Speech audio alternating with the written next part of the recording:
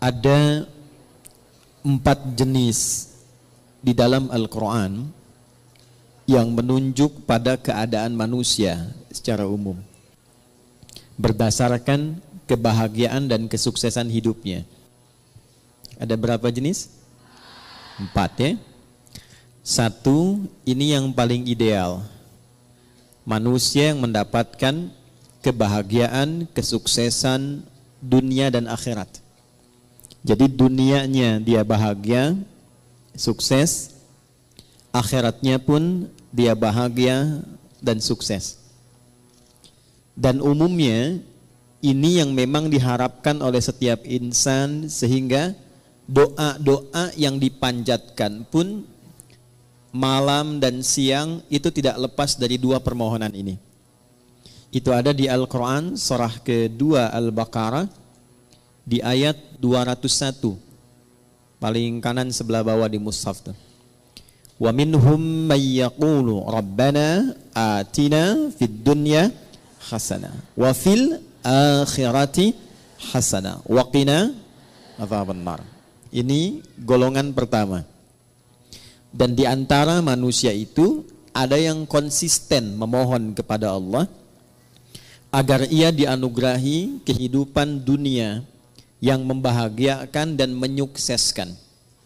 Jadi ada bahagia saja, ada sukses saja, ada bahagia dan sukses. Ada orang hidupnya sukses, mawaddahnya banyak, tapi belum tentu bahagia, sakinahnya belum tentu diraih. Kaya iya, tapi kekayaan itu tidak membawa ketenangan dalam berkehidupan. Ada yang begitu? Ada. Jadi ibu pilih mana? Kaya tapi gelisah atau miskin tapi tenang? Alhamdulillah. Oke. Nah, kaya dan tenang, sukses dan bahagia. Maka itu yang dimaksud di ayat ini. Ada orang yang konsisten dengan permohonannya. Dia memohon kepada Allah Subhanahu wa taala agar hidupnya di dunia itu bisa tenang dan sukses, bahagia dan sukses, serta kesuksesan dan kebahagiaan ini bisa dibawa lestari sampai pulang ke akhirat. Ya, tidak cukup dengan amin, kita lihat dulu ya. Nah, yang kedua, nanti kita pelan-pelan lihat rumusnya. Alhamdulillah. Ada orang yang di dunianya itu sukses, bahagia. Tapi kesuksesan dan kebahagiaan dunia itu ternyata tidak memberikan jaminan ia membawa keduanya sampai ke akhirat. Tapi menariknya kata Al-Quran, secara psikologi ada manusia yang penting dunianya sukses dulu. Yang penting dunianya bahagia dulu. Ya, kalau bahasa manusianya kekinian, ya nikmati aja yang sekarang, yang nanti kan belum jelas gitu. Ada yang begitu? Itu pasti akan ditemukan karena golongan ini pun diisyaratkan di Al-Quran di ayat yang ke-200-nya. Jadi kalau tadi 201, kita naik sedikit ke atas ke ayat 200, kita akan temukan tipikal golongan demikian. Wa minan nasi may yaqulu rabbana atina fid dunya. Udah, kalau nggak hafal diam aja ya. Hasanahnya nggak ada di situ. Hasanah itu khusus untuk 201 ya. Baik, kalau hafalan masih di ayat 1, jangan diterusin dulu ya. Wa minan nasi may yaqulu rabbana atina fid dunya wa ma lahum fil akhirati min khalaq. Dan di antara manusia ada yang hidupnya memang diliputi oleh harapan dunia saja. Hasanahnya nggak disebutkan. Ini kuncinya nanti. Dan dia tidak punya orientasi akhirat. Yang penting kerja, nikmati. Dapat rumah yang megah, nikmati. Kendaraan yang mewah, nikmati. Bisa jalan-jalan, senang. Urusan sholat, ya nanti. Baca Al-Quran, nggak harus. Akhirat belum datang kok. Yang pasti yang sekarang ada, itu yang dinikmati. Wa ma lahum fil akhirati min khalaq. Dan dia tidak punya persiapan untuk menyiapkan kehidupan abadinya di akhirat. Itu yang Dua. Yang ketiga, ada golongan orang yang memang ngejar akhirat saja. Dunianya tidak terlalu diperdulikan. Dia abaikan bahkan. Ya. Dia tidak terlalu peduli apakah hari ini makan atau tidak. Dia tidak terlalu peduli apakah punya rumah megah atau tidak. Dia tidak terlalu peduli apakah punya kendaraan atau tidak. Yang penting akhirat masuk surga. Saya ulangi ya. Yang penting akhirat masuk surga. Jadi dunianya dalam tanda petik sedikit diabaikan, atau hidupnya biasa-biasa atau di bawah standar, yang penting orientasinya masuk surga. Ini yang ketiga. Yang keempat, ini yang repot. Miskin dunia, fakir akhirat. Jadi dunia sudah nggak dapat, tiap hari pekerjaan tidak jelas, kata-kata tidak terukur, tindakan tidak teratur, perbuatan kadang-kadang juga mohon maaf banyak buruknya. Jadi dunianya tidak jelas, akhiratnya rasa-rasanya tidak mendapatkan harapan karena tidak pernah disiapkan. Maka yang keempat ini kategori miskin dunia, fakir akhirat. Nah, di antara yang keempat ini, 4 bagian ini kita mesti pastikan setiap hari setidaknya kita berusaha untuk mencapai golongan yang pertama. Dan adilnya Allah itu dibuka kesempatan yang demikian untuk seluruh hambanya tanpa kecuali. Jadi ibu tidak harus berpikir jadi ustazah kah? Ya, atau suaminya jadi kiai kah? Jadi pejabat kah? Jadi hartawan kah? Semua sepanjang kita menjadi bagian dari hamba Allah, maka terbuka untuk mendapatkan bagian golongan yang pertama. Wa minhum may yaqulu rabbana atina fid dunya. Nah, itu kuncinya. Sepanjang kita, saya, Anda, kita semua memegang satu kunci ini, maka janji Allah itu pasti ditepati dan disampaikan dalam Al-Quran. Itu akan dibimbing untuk mendapatkan 2 hal yang diharapkan tadi. Kuncinya cuma satu, yaitu hasanah. Hasanah ini bukan nama ya Bu ya. Jadi kalaupun ibu punya nama Hasanah pagi ini, tapi kalau prakteknya tidak diamalkan, itu belum tentu bisa meraihnya. Jadi ini kuncinya. Kita antarkan dulu sebentar sebelum kita mengimplementasikan atau menjalankan program kita hari ini untuk diskusi. Kita tekankan sedikit karena saya khawatir ibu datang ke sini gitu kan. Kemudian juga teman-teman yang ikhwan bergabung, tapi datangnya tidak membawa kebahagiaan. Datang tidak membawa kesenangan. Apapun yang tidak dikerjakan dengan menyenangkan, itu tidak akan melahirkan hasil yang maksimal. Ibu kalau masak, hatinya enggak tenang. Masakannya enak enggak? Enggak. Ngantarkan anak, situasi hatinya enggak tenang. Enak enggak? Tidak.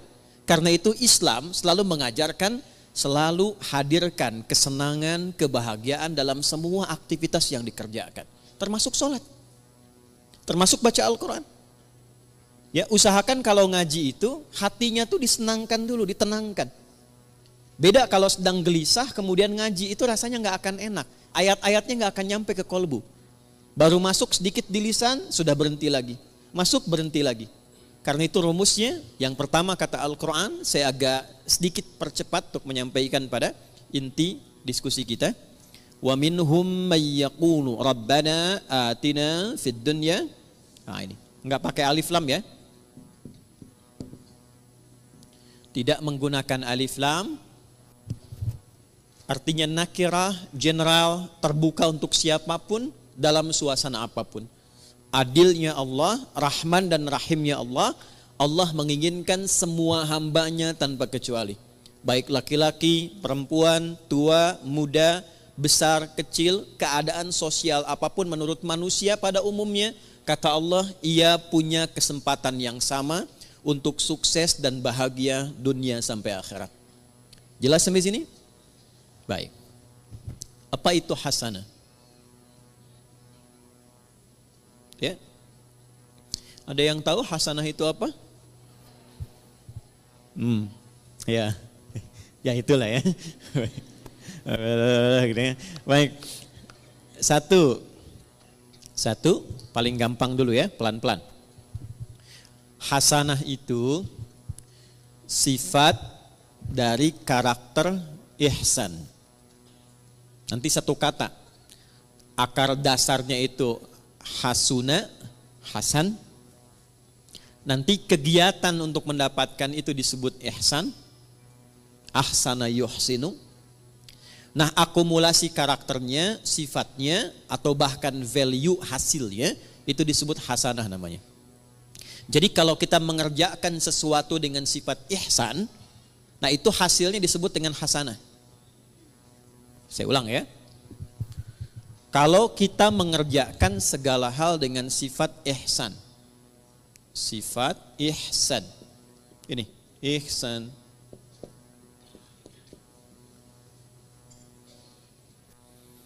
Maka hasilnya, apa yang diraih oleh kita, itu disifati oleh Allah langsung, itu hasanah. Contoh, saya mau minum, fungsi minum itu menghilangkan haus. Jadi kalau ibu minum pakai tangan kanan, pakai tangan kiri, haus tetap hilang. Sepakat? Baik. Tapi kalau kita minum menggunakan sifat ihsan, maka perbuatan minum ini seketika dinilai oleh Allah berubah menjadi hasanah namanya. Jelas sampai sini? Baik. Saya ulangi lagi dengan contoh yang lain. Saya mau berpakaian. Berpakaian orang punya gaya masing-masing. Tapi ketika cara berpakaian ini dilakukan dengan ihsan, maka cara berpakaian kita itu disebut apa? Hasanah namanya. Nah, bagaimana semua perbuatan ini bisa dilakukan dengan ihsan? Maka rumusnya ditemukan dalam hadis Muslim, nomor hadis ke-8. Agak cepat ya. Hadis riwayat Imam Muslim, nomor hadis yang ke-8, yang meriwayatkan sahabat Umar bin Khattab radhiyallahu taala anhu. Kalau ibu ingin agak sedikit pendek, enggak terlampau panjang dan tebal jilidnya, panjang hadisnya, tebal jilidnya, Imam An-Nawawi pernah mengambil 42 hadis inti kehidupan. Jadi selama kita berkehidupan, kalau belajar 42 hadis ini, kehidupannya akan cenderung mendekatkan pada kebahagiaan dan kesuksesan. Dalam bahasa Arab, 40, 41, 42, sekitar 40-an, itu disebut dengan arba'in namanya. Maka beliau memberi nama kitab hadisnya dengan Al-Arba'in. Dikenal dengan Al-Arba'in An-Nawawiyah. Itu hadis nomor 8 di Sahih Muslim ini diletakkan oleh beliau, disusun di urutan yang kedua. Ya. Di Al-Arba'in nomor hadis yang keberapa? Kedua. Tentang iman, Islam, dan ihsan. Nih, dapat ini. قال عن أبي حفص عمر بن الخطاب رضي الله تعالى عنه بينما نحن جلوس عند رسول الله صلى الله عليه وسلم إذ طلع علينا رجل شديد بياض الثياب شديد سواد الشعر لا يرى عليه أثر السفر ولا يعرفه منا أحد فجلس إلى النبي صلى الله عليه وسلم ووضع كفيه على كفيه ووضع رجليه على رجليه ووضع كفيه على فخذيه فقال يا محمد أخبرني عن الإسلام فقال رسول الله صلى الله عليه وسلم الإسلام أن تشهد أن لا إله إلا الله وأن محمد رسول الله وتقيم الصلاة وتؤتي الزكاة وتصوم رمضان وتحج البيت إن استطعت إليه سبيلا قال صدقت فأجبنا يسأله فيصدقه فسأل يا محمد أخبرني عن الإيمان فقال أن تؤمن بالله وملائكته وكتبه ورسله واليوم الآخر وتؤمن بالقدر خيره وشره قال صدقت قال فعجبنا يسأله فيصدقه فسأله يا محمد أخبرني عن الإحسان أخبرني عن الإحسان فقال أن تعبد الله كأنك تراه فإن لم تكن تراه فإنه يراك. Paham? Tidak. Baik. Dari sahabat Umar bin Khattab radhiyallahu taala anhu, saya agak cepat. Satu kali tiba datang seseorang laki-laki. Bajunya itu bersih, putih bersih. Rambutnya tertata rapi. Kemudian kami nggak kenal orang ini dari mana dan tidak nampak pada dirinya bekas-bekas lelah mampir. Fajalasa ilan Nabi sallallahu alaihi wasallam, lantas beliau maju dalam ta'limnya Nabi, maju ke saf depan. Kemudian yang paling menarik itu meletakkan lututnya dekat lutut Nabi. Ya, fa asnada rukbatayhi ila rukbatayhi wa wada'a kaffayhi ala fakhidhayhi, dan meletakkan telapak tangannya di pahanya. Ini memberikan kesan, satu, sebelum sampai ke isi hadisnya, memberikan kesan Nabi sedang mencontohkan malaikat yang sedang menyamar menjadi penuntut ilmu kalau ingin sukses belajarnya. Bukan hanya untuk ibu yang dari majlis taklim sekarang. Misal, anaknya ibu ingin sukses di sekolahnya. Yang sedang kuliah di kampus ingin sukses belajarnya. Maka tiru pembuka hadis ini tips bagaimana menjadi seorang penuntut ilmu yang sukses dan cepat mendapatkan ilmunya. Satu, ini yang langsung contohkan malaikat yang menyamar, dan itu diminta oleh Nabi untuk ditiru. Karena nanti di akhir hadisnya Nabi mengatakan, hadza Jibril atakum liyu'allimakum dinakum. Ini Jibril yang sedang menyamar, datang untuk mengajarkan kepada kita bagaimana tentang pokok-pokok ajaran agama kita. Satu, kalau datang ke majlis ilmu, kata Nabi lewat hadis ini, tiru Jibril alaihi salam saat menyamar, fokus untuk datang.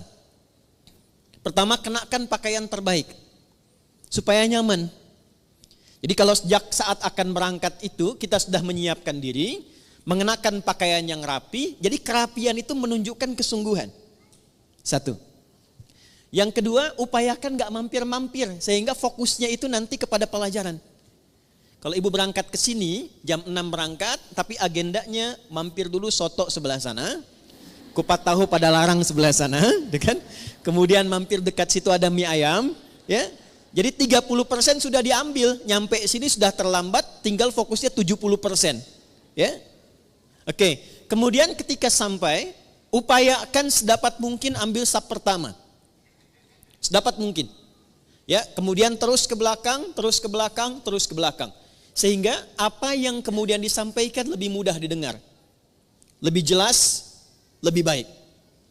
Awas nih, ini mahasiswa kadang-kadang datang sudah masuk kampus, duduk paling belakang, sudah nggak pernah nanya, absen titip teman tuh ya. Nah, itu bukan tipikal seperti yang diinginkan hadis ini. Kalau ingin sukses, ambil akses yang memudahkan kita untuk mendapatkan informasi. Kalau enggak terlampau dekat di depan, cari yang dekat mic, ya, supaya mudah mendapatkan apa yang disampaikan. Lalu setelah itu, ini dia poinnya. Beliau kemudian bertanya. Kalau tidak tahu, tanya. Kalau ingin dapat informasi baru, tanya. Itulah sebabnya kenapa tema hari ini kita tanya jawab, salah satunya ingin mengamalkan hadis yang disampaikan ini. Tapi sebelum ke sana, kita ingin pastikan semua yang bertanya itu berada dalam naungan kasih Allah untuk mendapatkan kebahagiaan dan kesuksesan dalam hidupnya. Di antara yang ditanyakan itu ada 4 pertanyaan. Satu di antara 4 ini adalah ihsan. Ya, fokus, saya akan langsung cepat ke ujungnya. Al-ihsanu, ihsan itu an ta'budallaha. Perhatikan cara menerjemahkannya. Izin saya pelankan. An ta'budallaha. Engkau menjadikan seluruh aktivitasmu sebagai ibadah karena Allah. Saya ulang ya. Sebab nanti kalau cuma lihat terjemahan, artinya menjadi begini. Engkau menyembah Allah. Itu tekstual. Sedangkan penjelasan detilnya, ya, kalau kita keluarkan kata per kata dan rumus bahasa Arabnya, itu menjadi begini terjemahan tafsirnya. Engkau menjadikan seluruh aktivitasmu sebagai ibadah karena Allah. Dulu satu poinnya. Jadi bukan cuma sholat saja. Makannya jadikan ibadah karena Allah. Berpakaiannya jadikan ibadah karena Allah. Berumah tangganya jadikan ibadah karena Allah. Saya tes sebentar ya. Maaf ya, maaf. Ibu itu merawat, mendidik anak karena sayang, karena Allah. Masa? Hah? Ganti ya. Baik. Ibu itu berpartner dengan suami karena cinta atau karena Allah? Ini maksa banget ya, cinta karena Allah. Udah. Itu ada cirinya. Gini contoh. Saya kalau mau minumnya karena Allah, maka saya akan ikuti apa yang Allah inginkan dari kegiatan minum itu. Bukan sekedar minumannya, Bu. Allah suka apa tidak ini? Ya. Ini jenis minumannya disukai Allah atau tidak? Tidak mungkin ada seseorang yang ingin minum karena Allah, tapi dia meminum sesuatu yang tidak disukai Allah. Allah suka bir tidak? Whisky. Dan mustahil ada orang minum bir pakai bismillah kan? Bismillah, mudah-mudahan dosanya kurang dikit, kan nggak mungkin, ya kan? Nah, yang kedua, bukan hanya minumannya benar, ini minuman Allah suka, minuman yang baik, yang halal. Tapi cara minumnya pun dia ikuti seperti Allah inginkan. Contoh begini, bagaimana cara minum yang baik yang Allah inginkan? Diajarkan oleh Nabi SAW, idza quddimat ta'am, jika hidangan itu ditampilkan, perhatikan kalimatnya. Khudh biyaminika ma yalik, ambil dengan tangan kananmu. Satu. Yang paling dekat denganmu. Ini ada di sini misalnya. Izin. Kemudian di sisi lain ada minuman yang agak jauh. Yang diinginkan oleh Allah, contoh lewat Nabi, ambil yang paling dekat dengan tangan kananmu.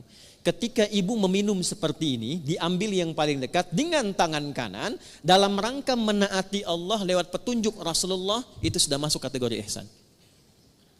Selanjutnya, Sammillaha au qulu bismillahirrahmanirrahim. Sebelum diminum, ucapkan dulu Bismillahirrahmanirrahim.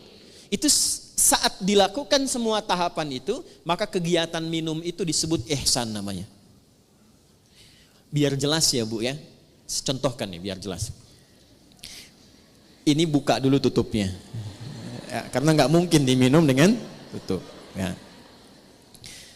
Ambil dengan tangan kanan, jelas?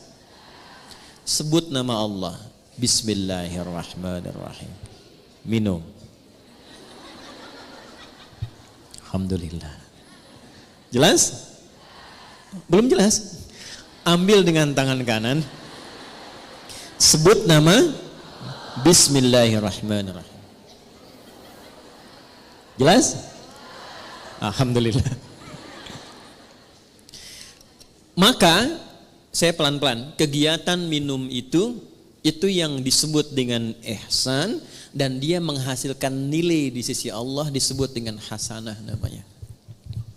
Nah, hasanah inilah yang kemudian melahirkan apa yang kita sebut dengan berkah. Berkah. Ini dia. Teruskan turunannya. Berkah inilah yang mengantarkan pada kesuksesan dan kebahagiaan. Nih, sukses plus bahagia. Ini asalnya. Dan keduanya ini tidak berhenti di dunia. Sepanjang dilakukan dengan sifat ihsan, ditulis dengan hasanah, keluar sifat berkah, mengantarkan pada sukses dan bahagia, dan perjalanannya terus panjang mengiringi sampai ke akhirat. Nih, sampai ke akhirat. Pelan-pelan ya.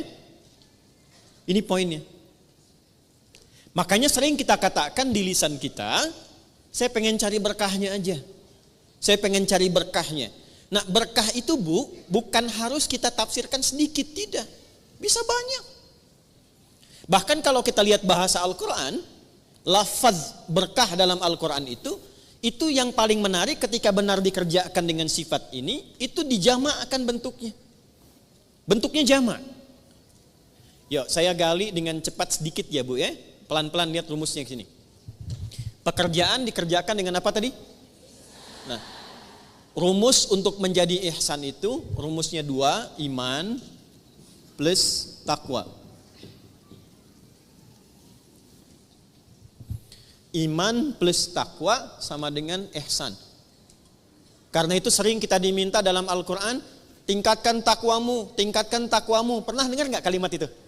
Ya, tingkatkan takwamu. Dan kalimat takwa itu seringkali dibuka dengan iman atau disandingkan dengan iman. Ali Imran ayat 102, ya ayyuhalladzina amanu taqullaha haqqa tuqatih. Iman dan takwa, iman dan takwa. Kenapa kita diminta beriman dan bertakwa? Supaya muncul karakter ihsan. Kenapa bisa menjadi ihsan? Supaya mendapatkan hasanah. Kenapa hasanah penting? Supaya meraih berkah. Kenapa berkah penting? Supaya harapan kita terkabulkan. Semua pekerjaannya sukses, hasilnya membahagiakan. Dan jaminannya bukan cuma di dunia, akan wafatnya juga diberikan kedamaian. Di alam kuburnya diberikan keberkahan. Di akhiratnya dibuka keberkahan. Jadi kalau sudah muncul iman takwa, lahir ihsan, itu keberkahan dibuka di langit dan di bumi. Saya ulangi, di langit dan dibuka, di langit dan di bumi itu dibuka. Ada di Quran surah ke-7 ayat 96. Rumusnya ini ada Quran di Quran surah ke-7 Al-A'raf ayat 96. Yuk kita lihat pelan-pelan. Walau anna ahlal qura, buka mushafnya, amanu iman, wattaqau taqwa, la fatahna alaihim barakatin, berkah jamak sifatnya. Lihat ayatnya. La fatahna alaihim barakatin minas sama' wal ard. Langit dan bumi. Ada ayatnya? Quran surah 7 ayat 96. Walau anna ahlal qura amanu wattaqau la fatahna alaihim barakatin minas sama'i wal ard. Ada ayatnya? Oke. Sudah? Pelan-pelan. Jadi ketika ayat itu diturunkan kepada Rasulullah sallallahu alaihi wasallam, yang diinginkan bukan sekedar jadi bacaan. Kita baca dapat pahala insyaallah. Dapat pahala dan pahalanya pun disebut hasanah. Tapi kalau kita amalkan isinya, nah amalan itulah yang menjadikan kita mampu meraih keberkahan